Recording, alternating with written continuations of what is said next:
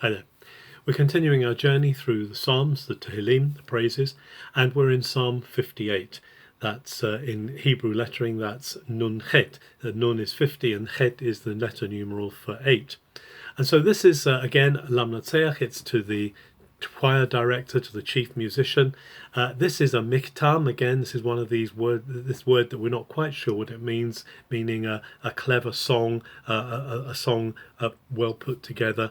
With a pithy meaning, an epigram. It's Le David, it's a Davidic song, and it's to be sung like the previous psalm, Psalm 57, to the melody Al Tashchet, don't destroy. And so this is delivered to the chief musician. This seems to us, this whole psalm, Psalm 58, seems a very vindictive psalm. And we're not sure whether this is addressed to rulers around, or whether it's addressed to the non-gods, the idols, because in the first verse it's appealing. It's saying, do you know what justice even is?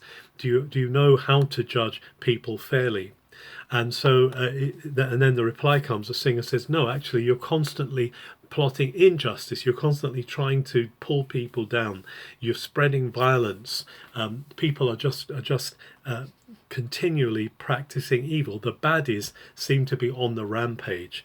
And the singer here compares the baddies, the people who are doing the wicked things, to snakes that will not be charmed, to cobras that are wayward and are constantly spitting venom instead of listening to the tune of the snake charmers. It's an interesting allusion here to snake charming, which must have been going on in this time.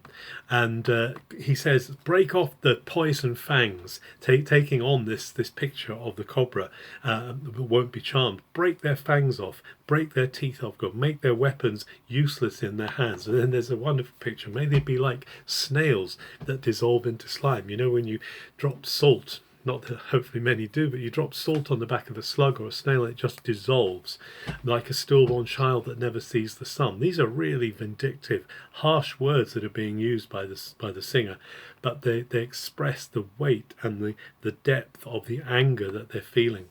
And he's saying God is going to sweep them away, and actually the upright, those of integrity, will rejoice when the baddies lose. Everyone rejoices when baddies get their comeuppance, when the righteous, when the right people are vindicated. There's something within us that wants to see justice, because at the end of this psalm it says, this shows that there is a God who is just. We all want justice. If something goes wrong, if we see an injustice happen, we long for justice, and God is the same.